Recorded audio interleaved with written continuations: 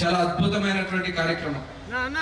ఇది చేయాలంటే అది ఒక్క కూటమి ప్రభుత్వంకే సాధ్యమవుతుందనే విషయాన్ని సందర్భంగా తెలియజేస్తాను. ఈనాడు ఈ రోజు మనం చూసుకుంటే ఆనాడు చంద్రబాబు నాయుడు గారు ముఖ్యమంత్రిగా ఉన్నప్పుడు అనేక కార్యక్రమాలు చేశాం, అనేక పుష్కరాలు కానీ ఇలాంటి అనేక కార్యక్రమాలు చేశాం. అలాగే కూటమి ప్రభుత్వం వచ్చిన తర్వాత మేము కూడా మచిలీపట్నంలో మొన్న జూన్ మాసంలో చేసాం బీచ్ ఫెస్టివల్. తొలిగా అక్కడే స్టార్ట్ చేసాం. చాలా అద్భుతంగా ఏర్పాట్లు చేయడం జరిగింది. తర్వాత విజయవాడ ఉత్సవం జరిగింది, అదేవిధంగా విశాఖ ఉత్సవం, మొన్న విశాఖ అనకాపల్లి ఉత్సవాలు జరిగినాయి. ఇవన్నీ కూడా చేయడానికి గల కారణం ప్రజల్లో ఒక నూతన ఉత్తేజాన్ని తీసుకురావడానికి.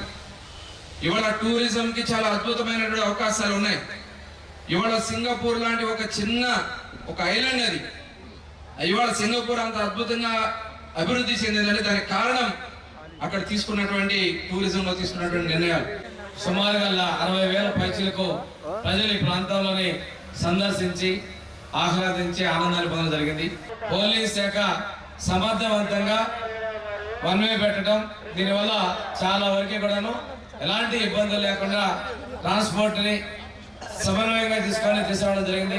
అయినా చిన్న చిన్న సమస్యలు ఉన్నాయి, వాటన్నిటిని అధిగమించి భవిష్యత్తులో జరిగేటప్పుడు మెరుగుగా చేసేందుకు జిల్లా యంత్రాంగం మొత్తం కూడా చర్యలు తీసుకుంటుందని తెలియజేసుకుంటూ ఈ కార్యక్రమానికి మొత్తం తానే నిర్వహించినటువంటి సత్య గారికి, అదేవిధంగా కలెక్టర్ గారికి, ఎస్పీ గారికి ప్రత్యేకంగా ధన్యవాదాలు తెలియజేసుకుంటూ